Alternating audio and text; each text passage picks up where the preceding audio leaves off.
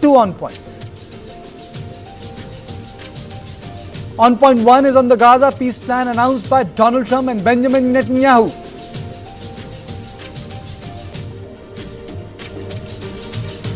On point two is an exclusive interview with Israel's Consul General Orly Weizman.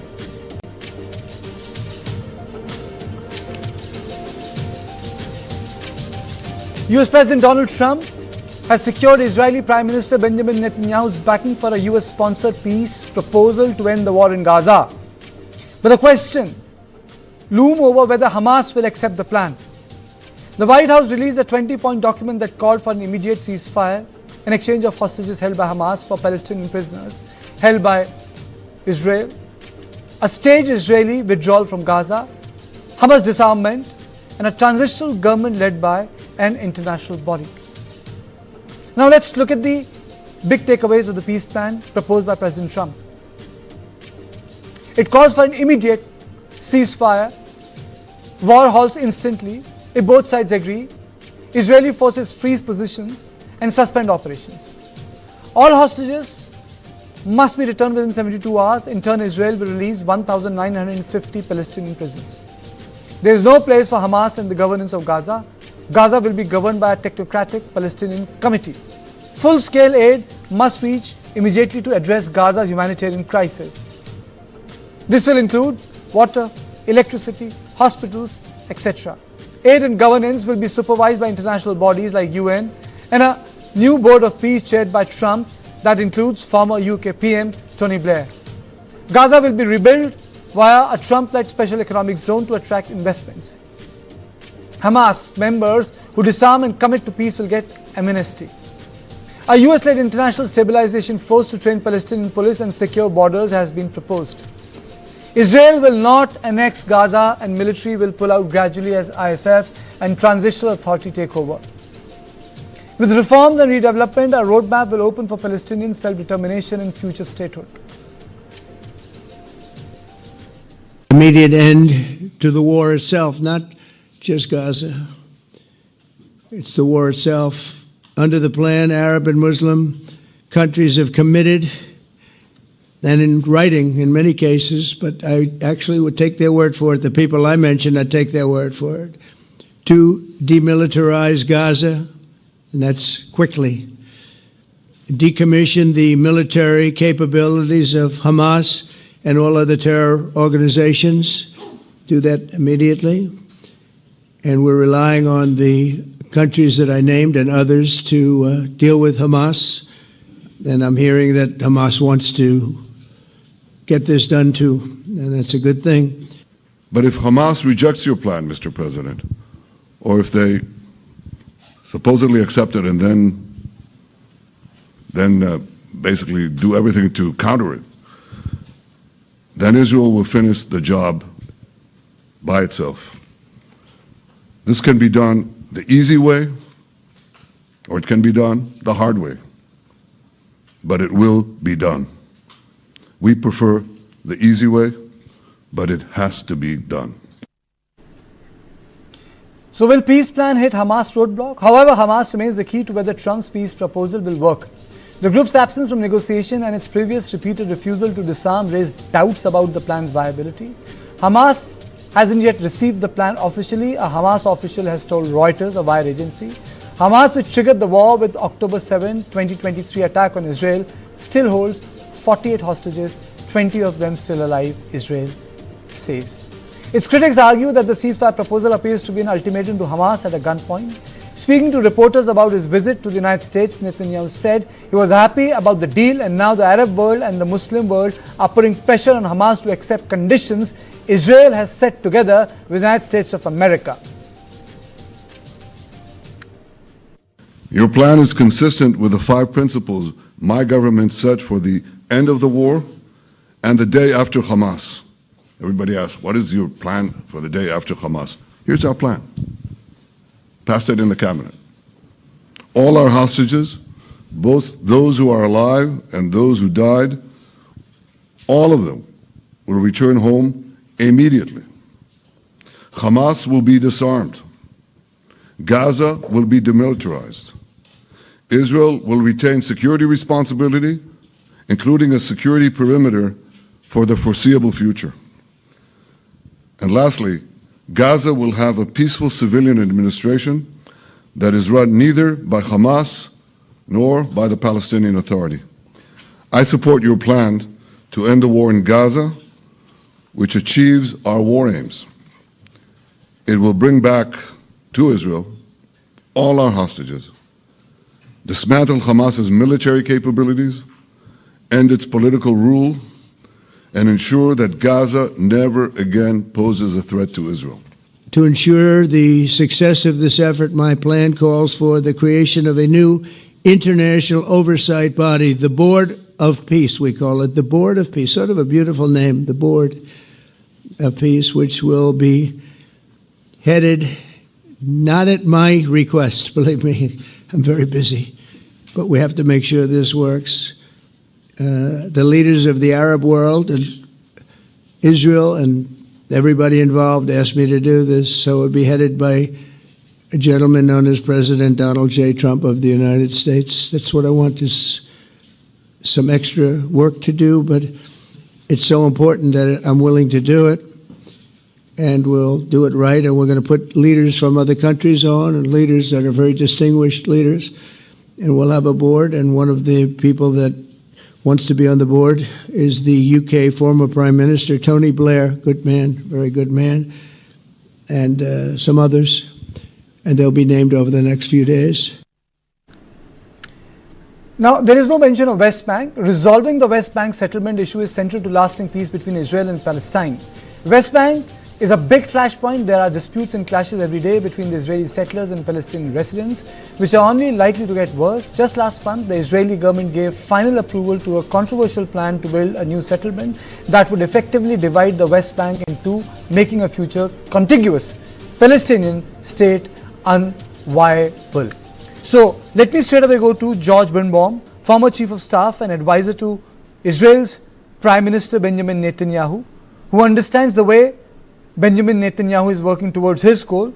So George, my first question to you is, and thank you for joining me on the show, is this a workable plan? Will Hamas leave Gaza and agree to disarm, sir? First of all, thank you for having me. It's good to be with you. I think there's a bigger question. Whether or not Hamas accepts or not, and let's assume they accept for the moment. We have had generations of Palestinians taught to hate and kill the Jews. I think Hamas agreeing to this plan is the interim step.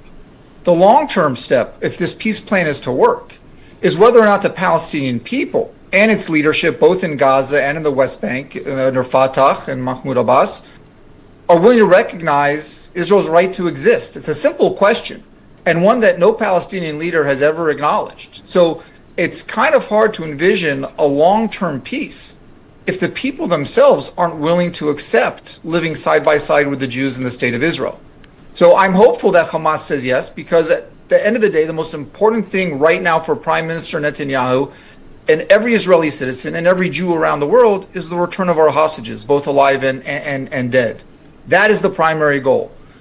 Peace is a long-term prospect. We have to unwind decades and decades of taught hatred, decades and decades, if not hundreds of years of conflict. We have to unwind that. And as long as the Palestinian people are willing to recognize the Jewish right to exist, the Israeli right to exist, then long-term peace can be achieved. What's your assessment? Will there be a military solution to the political issue or a political resolution that will lead to a lasting peace, sir? It's a good question. What we have seen in recent weeks, and it actually started with the Abraham Accords under the first Trump administration, is the Arab and Muslim world, as you said, is supportive of this plan. The political solution will work if there's enough political pressure from the Arab and Muslim world.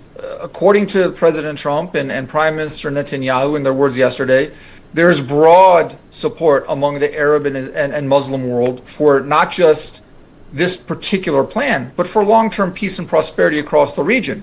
So I am hopeful, and I think most people around the world are praying that with enough political pressure from the Arab and Muslim world, a long-term prosperous peace can be achieved. Can this peace be achieved without resolving the issue of West Bank? Because the settlement issue is also adding a different layer to this entire peace plan. Again, I think the issue of borders, the issue of settlements, all those things can be resolved if we get to a point where we hear from Palestinian leadership and the Palestinian people simple words. You, the Jewish people, have a right to exist. You, the Jewish people, have a right to exist in the state of Israel. If those words can be uttered by the Palestinian leadership and by the Palestinian people, then we can talk about borders. Then we can talk about Palestinian self-determination and statehood. But until then, the prospect for long-term peace, I think, is very dim.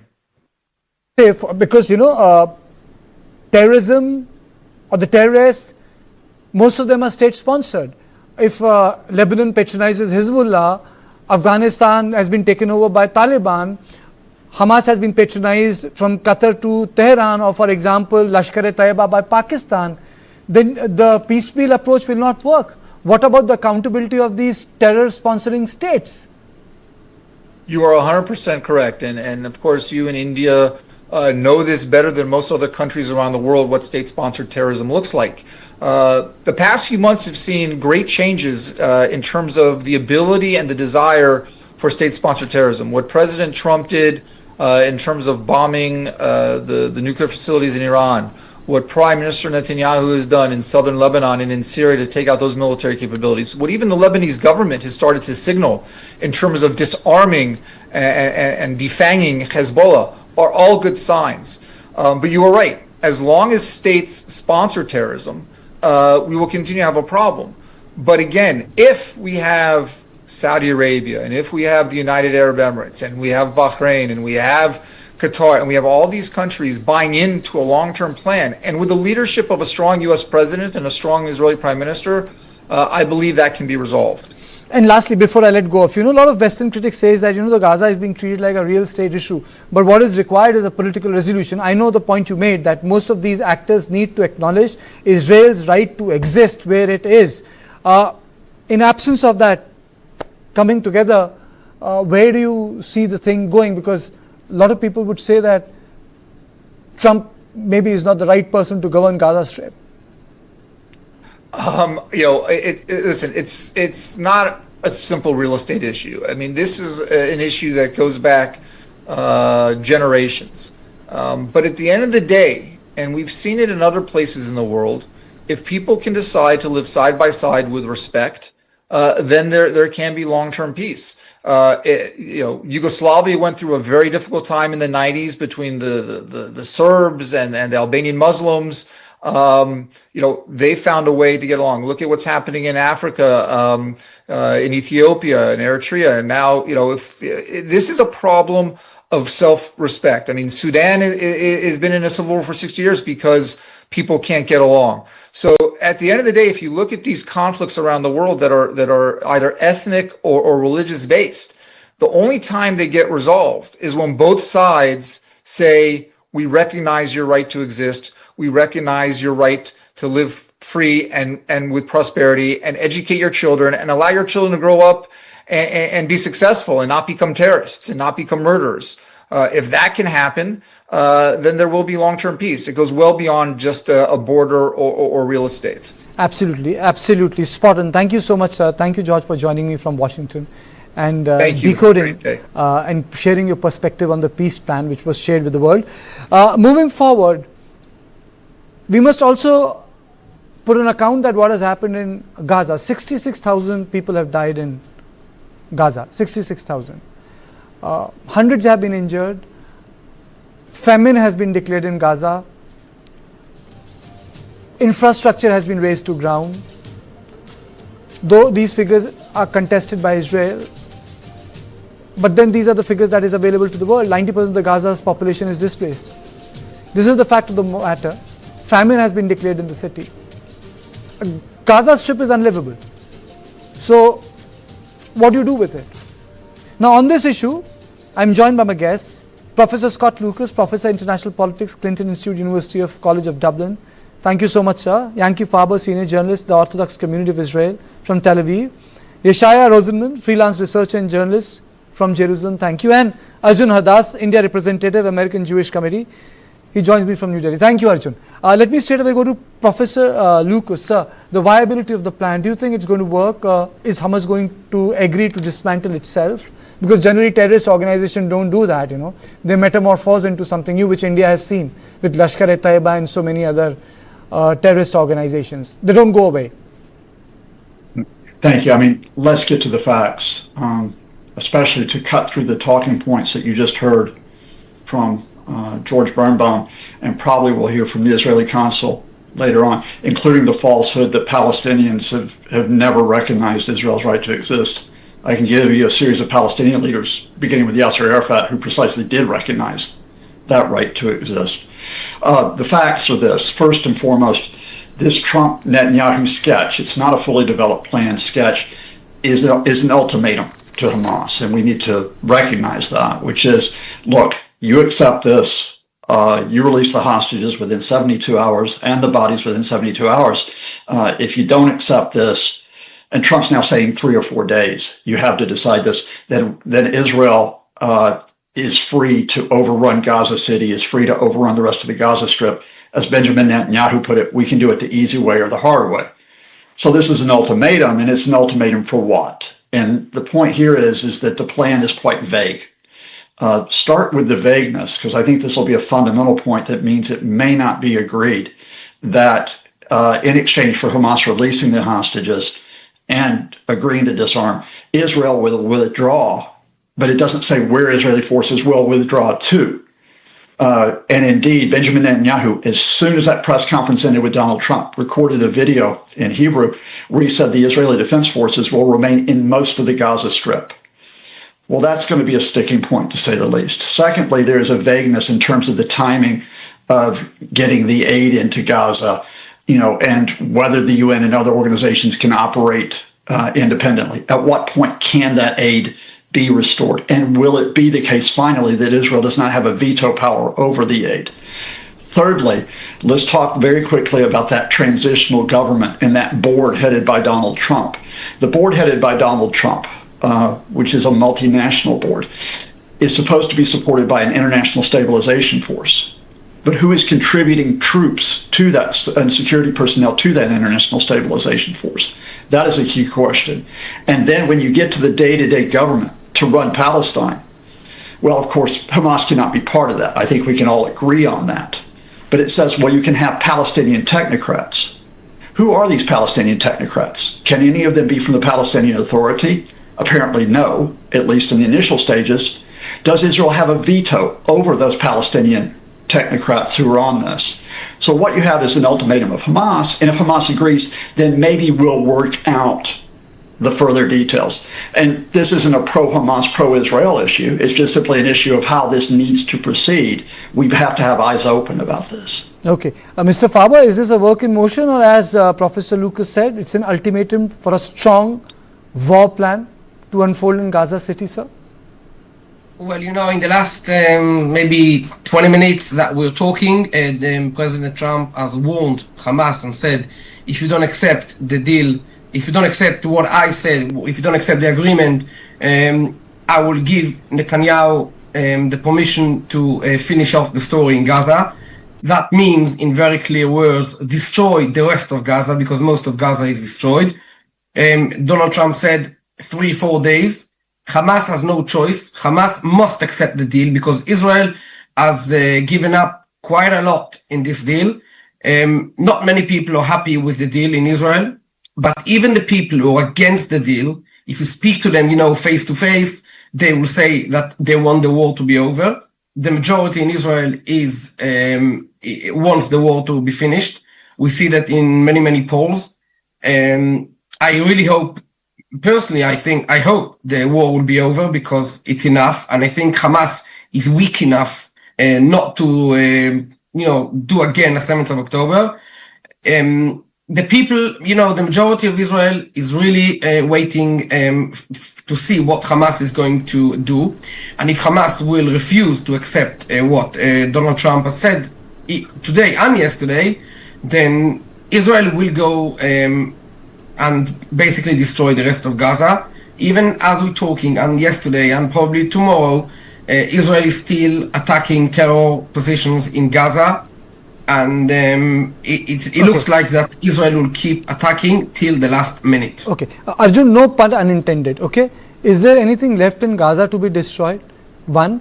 And second, what's your assessment of this plan? Arjun. Thank you, Karthikeyan. The biggest thing is that please don't forget, this is the overground destruction that you're seeing on television, and I'm sorry, but some of the statistics which are mentioned here as on your own graphic say Gaza Ministry of Health. And we all know that Gaza Ministry of Health is not exactly an independent body. It's completely controlled by the Hamas. There are no independent journalists there. Nobody can walk around just checking things on their own. I've been to Gaza as a journalist earlier, and I know that everybody's followed during this time. Number one. Number two, don't forget the tunnels. There are hundreds of miles of tunnels which are still there underground, and they cannot be. Then some of the hostages are there. Some of these Hamas are hiding in the tunnels. So that is still, and tunnels into the entry points and the exit points are in these buildings and hospitals. So what exactly are they? If you talk about what is left, yes, there are a lot of buildings still left, and if Israel bombs them, they get a bad rap about this. Now, secondly, when you asked about your second question about what do I take about this, please don't forget that there are various aspects to this. Israel is getting the worst part of this whole deal compared to the two sides, and Hamas has still not agreed. But the biggest point is Hamas is isolated here, because the Arab Muslim world has agreed to this. The United States has agreed. Israel has agreed. It's just Hamas which is waiting for a response they have said officially, they have said, as you showed in your own bulletin, that they haven't received the proposal as yet officially. So the more that they wait, and as you said, the bombing is still continuing, and it's their loss. Now the question is, the whole point of this agreement, economic reconstruction, having whatever has to be done, rebuilding of Gaza, among other things. I think a lot of people have forgotten that is exactly what there was in 2005. There were factories, there were businesses, there were greenhouses, there was a complete infrastructure that was handed over to the Palestinian Authority at that point, before the Hamas took over in 2007. And you saw what they did. The first day that Israel withdrew, every single human being was Jewish, Israeli human being institution was withdrawn from Gaza. You saw what they did. Now the question is, what is going to happen next? And remember, it was the Palestinian Authority which was. But then, Arjun, who do you speak to? You're making an important point. Palestinian Authority is discredited. Hamas is a terrorist organization. Then who do you speak to? I mean, so you require a political leadership, a Palestinian political leadership, or some sort of a cultural leadership, or some sort of a social leadership. I don't see it. Yes, I agree. But the point is, if you recall, there are also some reforms that have been asked from the political authority. Number one, for example, for them to scrap and cancel their pay for slay arrangement which they have, which, as some of who may not know, is that the official Palestinian government authority pays the families of terrorists who are killed while attacking the civilians, carrying out suicidal bombings, etc. Okay. The second is there to change and upgrade their education books, for example, where children are taught to demonize and hate Jews right from the age of whatever age, right in the beginning. So until these reforms are done, the Palestinian Authority cannot. Now, bringing in outsiders, let's say, just as a sake of argument, bringing in Western or Indian or somebody like that as a government, as a temporary government or something like that, or European, the point is lost. This has to be handled internally. They are Palestinian people. The people in Gaza and West Bank are Palestinian. It has to be taken care of by their own people. Neither Israel, which was running Gaza from 1967 right up to 2005, they've tried it. Everybody's tried it. Now let them take care of it themselves. It's an internal problem. But they have to deal with it. Okay, fair enough. Yeshaya, your opening comments in the Gaza issue be dealt separately with what's the issues of the West Bank and the settlements, because I think that the both are joint. I don't think the settlements, thank you for having me. I don't think the settlements are a primary impediment. I think the primary impediment is the worldview of the Palestinians, the vast majority of whom support Hamas and more radical organizations such as the Palestinian Islamic Jihad. So the chances of Hamas terrorists simply abdicating the throne and laying down their arms, going somewhere else, and opening a different career, I think is close to zero. In the past, terrorists who have been released from Israeli jails, over 90% have returned to terrorist activities. So I think we can say that that's a fair estimate of what will happen in the future if any of these people are given amnesty. The underlying problem is the ideology, the worldview, the theology, if you may. It is a religious worldview of the Palestinians, Hamas. You can read their charter in English translation online. It is virulently anti-Semitic. It calls for the elimination of every Jew around the world, wild conspiracy theories. And contrary to what the professor said, even the Palestinian Authority, people like Yasser Arafat, had never admitted the right of Israel to exist as a Jewish state in anywhere in the land of Israel, under any format. They equivocated about this many times and had all sorts of clever formulations. But at the bottom line, even after the Oslo Accords were signed, Yasser Arafat famously said in a speech in a mosque in South Africa that the Oslo Accords were like the Hudaybiyah Pact, which was just a tactical ceasefire in order to rearm and attack with renewed force. So, in my Yeshaya, I'll just interrupt you for a minute. One final statement. I'll just say that just as the denazification of Europe and the demilitarization of Japan did not come just by businessmen talking nice, it came by completely re-engineering the education system, the media, and all the messaging of the entire society. I think that is the equivalent solution of what must be done here. Okay, I'll come back to you because you were talking about indoctrination. The same question I asked George also. But Professor Lucas, has the war done its bit of radicalizing the population more? When you say that you need to de-radicalize, you need to break the circle of violence, like Mahatma Gandhi. I mean, so the circle of violence has continued. So violence radicalizes. The war must have radicalized the population even more. If I have to just state the facts. Yeah, I mean, I have to go in a minute because I actually have to go to meet with a group of civil society activists, which include Ukrainians as well as Palestinians, and indeed some Israelis. I think next time I'd like to ask you that you have a Palestinian on this panel, because I've heard the representations from these other guests of what all Palestinians think, reducing them to a single entity. Some of that includes falsehoods. I mean, the fact here is that Yasser Arafat, and you can go up to the 2000 negotiations, which didn't succeed, but they were premised on recognizing the Israeli state. Saeb Erekat, other leaders have recognized and continue to recognize Palestinian state alongside, or Israeli state alongside a Palestinian state. That's just the fundamental. And there are a lot of Palestinians who want that. A lot of Palestinians want to just simply live in peace. They want to be able to raise their families. They want to be able to work at their jobs. They don't want to have their movement restricted, just like Israelis want that. And what's the barrier to that right now? I mean, you can tar and you can slander the Palestinians, but the fact is that the problem in the West Bank is the expansion of the settlements. And the problem in Gaza is that you're killing all those Palestinians, whatever they think of Israel. You're killing them. You're not giving them a chance to live in peace. There are more than 66,000 conservatively who have been killed. And yes, those are reliable statistics. The Gaza Health Ministry is affiliated with Hamas, but those statistics have been supported by the United Nations, international organizations, and by the Israeli military, by the way, in an internal document that was released a few weeks ago. Those people just said, don't shake your head because it's true. Stick with the facts. It's simply not true. More than 90% of Gazans, as you mentioned, have been displaced. They have no home. They do not have access to water in many cases. They don't have access to a reliable source of food. Aid has been highly restricted by Israel throughout this conflict and was largely cut off in March. If you do not allow Gazans and people on the West Bank the chance to live, the chance to have a future, yes, they'll become radicalized because there is no alternative that you give them. And we can discuss the facts of this 20-point arrangement. We can all agree that Hamas crossed the line of acceptability on October 2023 with its terrorism against the Israeli population.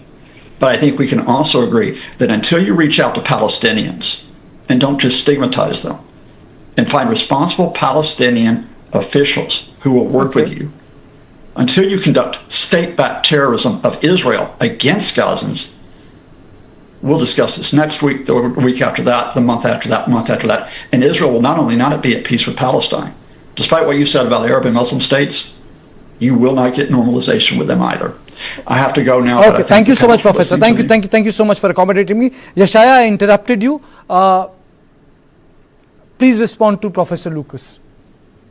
First of all, it is not. There never was any Palestinian peace movement. I challenge anyone in the audience to name a list of Palestinian peace movements. There are none. Normalization with Israel, known as tatbi'a in Arabic, is taboo. Anyone who advocates for it will be killed.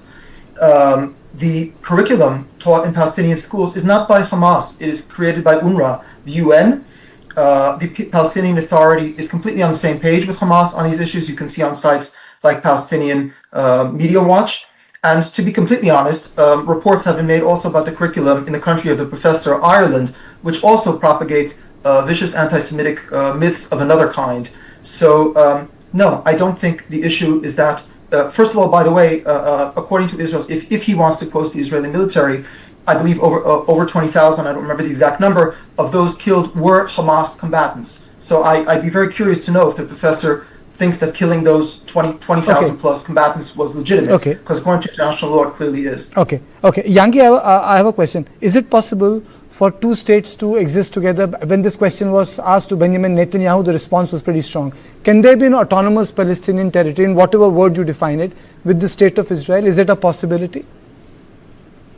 If the Palestinian Authority and the people who own Gaza will change the education the children get, then in maybe 10 years' time, we can start talking about two-state solution, two states. Because as people said here before, the education those people get, or to kill me and everybody around me, the education I believe the people in India, for an example, get is to wake up in the morning and to do good for other people and to produce medicine. I would be very happy to know what was the last things that the Palestinian people has produced for the world. As something good. I don't think there is anything except terror. This is what they are learning in the school books, if you would ever go through the books.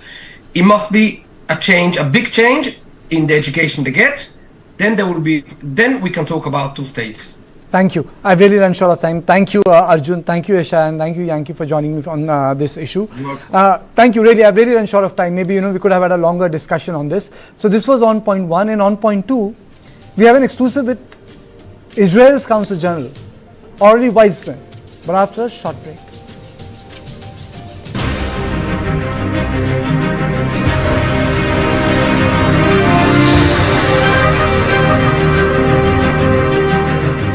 Alakazam fish disappeared. Moonlight. Smooth, silent, seamless.